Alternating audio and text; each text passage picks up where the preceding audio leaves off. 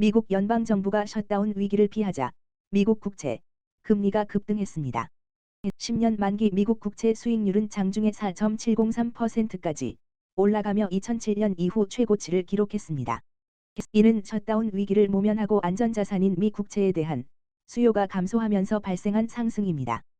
미 의회는 45일간의 임시 예산안을 통과시켜 셧다운을 피했고 강한 미 경제 지표와 연방준비제도 패드 관계자들의 물가 상승 억제 강조도 국채 가격 하락에 영향을 미쳤습니다. 이로 인해 미국 장기 국채 금리가 5%를 넘을 가능성도 나오고 있습니다. 중국은 경제 회복을 위해 7월 하순에 부동산 시장 활성화 대책을 발표했으나 여전히 긍정적인 결과를 얻지 못하고 있습니다.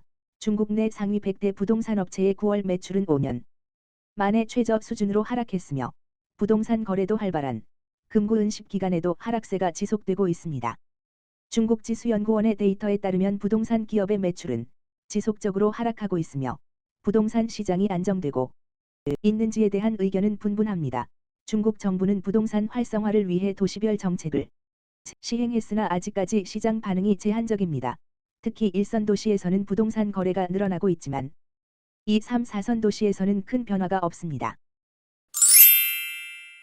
미국 시티그룹은 국제유가가 내년에 배럴당 1달러대로 떨어질 것으로 예측했습니다. 현재는 급증한 원유 수요와 감산 정책 덕분에 상승세를 보이고 있지만 미국을 포함한 여러 나라의 원유 생산량이 증가하고 있으며 이란과 베네수엘라의 원유 수출도 증가하고 있어서 4분기부터는 하락할 것으로 보입니다. 과거에는 100달러를 넘을 것으로 예상되었으나 현재는 80달러대로 하락하는 등 가격 전망이 변화하고 있습니다. 오펙 사무총장은 석유 산업에 대한 투자 부족으로 인해 유가가 높게 유지되고 있다고 지적하며 유가가 100달러에 이를 것인지에 대해서는 확실한 답변을 내놓지 않았습니다. 위워크는 심각한 경영난과 파산 위기에 처해 9,500만 달러 규모의 채무 상환을 미루기로 결정했습니다. 이로써 위워크는 채무 불이행을 피하려고 노력하며 채권자들과의 협상을 진행할 계획이며 유예기간 동안 상환 여부를 결정할 수도 있다고 밝혔습니다. 이로 인해 파산 가능성이 높아지고 이전에 발표한 2분기 실적에서도 경영 어려움을 언급한 바 있습니다. 위워크는 과거에는 소프트뱅크의 투자를 받으며 혁신 기업으로 간주되었으나 코로나19로 인한 재택근무 증가와 비용 절감을 위한 노력으로 부동산 임대업으로의 전환을 시도하며 어려움에 직면하고 있습니다. 아마존 창업자 제프 베이조스의 우주기업 블루 오리진이 민간 우주정거장 사업에서 문제가 발생한 것으로 알려져 있습니다. 로이터 통신은 블루 오리진이 다른 우주기업 시에라 스페이스와 함께 설립한 합작 벤처 회사를 해체하고 사업 부문의 직원들을 다른 프로젝트로 재배치하는 등의 조치를 취하고 있다고 보도했습니다. 이로 인해 사업 책임자 브렌트 셔우드가 회사를 떠날 계획이며 양사의 파트너십이 분열된 상황이라고 알려졌습니다. 블루 오리진은 네서와의 계약을 통해 민간 우주정거장 사업에 참여하고 있으며 이 사태로 네서의 민간 우주정거장 계획도 영향을 받을 가능성이 있습니다. JP모건 체이스의 CEO 제이미 다이먼은 스태그플레이션, 물가 상승과 경기 침체가 동시에 일어나는 상황, 이 최악의 시나리오 중 하나라며 금리가 7%로 오를 가능성에 대비해야 한다고 경고했습니다. 그는 금리가 5%로 상승할 때도 비슷한 의문을 받았으며 7% 금리도 가능하다고 언급했습니다. 다이먼은 스태그플레이션 상황을 경계해야 하며 고금리가 경영에 미칠 영향에 대해선 대응 가능하다고 설명했습니다. 또한 인공지능을 활용하는 직원들이 증가하고 자녀들의 미래 일자리에 대해 언급했습니다. 물론입니다. 어떤 내용을 1분 분량으로 요약해 드릴까요? 요약해 달라는 주제나 내용을 좀 더 구체적으로 알려주시면 도움을 드릴 수 있을 것 같습니다.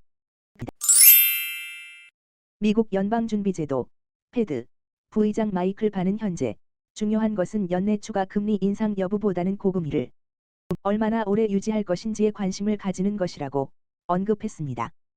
그는 연준의 목표인 인플레이션 안정화를 위해 금리를 얼마나 오래 높은 수준으로 유지해야 하는지가 현재 가장 중요한 질문이라고 강조했습니다.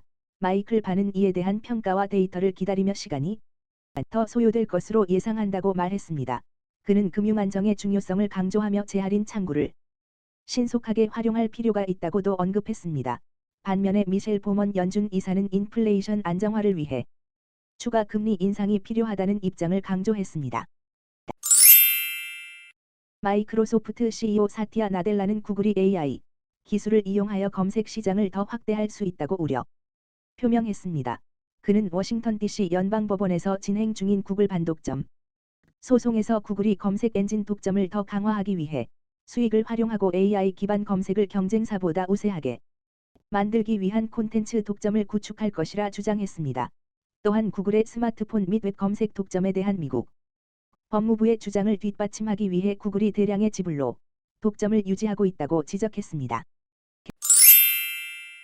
국제 유가가 급등하던 상승세를 멈추고 2% 이상 하락한 소식입니다.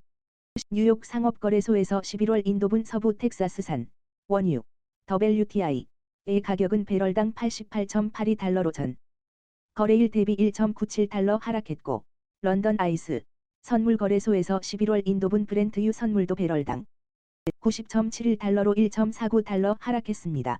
이유는 원유 가격이 과도하게 상승하고 있다는 인식으로 차익 실현 매물이 나와서입니다. 앞서 국제 유가는 감산 기한 연장 및 미국 원유 재고 감소에 대한 기대로 상승했으며 몇몇 전문가들은 조정이 시작되었다고 언급하고 있습니다.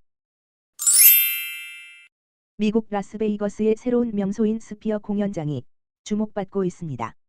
이 공연장은 록밴드 UEA 콘서트로 성공적으로 개장하며 구형으로 설계된 공연장으로 눈에 띄는 시각적 효과를 제공하고 있습니다. 스피어는 세계 최대 규모의 구형 건축물로 외벽 레드 스크린으로 라스베이거스 시내에서 눈에 띄는 건축물이 되었습니다. 이 공연장은 코로나19로 인해 공사가 지연되었지만 약 23억 달러가 투입되어 완공되었습니다. 공연장 내부는 동형으로 설계되어 고해상도 레드 스크린이 객석을 감싸고 있어 관객에게 몰입감을 제공합니다. 스피어는 메시지 그룹이 기획하고 건립한 프로젝트로 스포츠 및 엔터테인먼트 분야에서 새로운 표준을 제시하고 있습니다. 미국 전기차 업체 리비아는 2023년 3분기에 예상치를 웃도는 인도량을 기록했습니다. 그러나 연간 생산 목표를 유지하면서 주가에 큰 영향을 미치지 못했습니다. 리비아는 3분기에 16,300내 대를 생산하고 15,540내 대를 인도했으며 이는 회사의 예상과 일치하고 연간 생산 목표인 52,000대를 향해 진행 중이라고 밝혔습니다.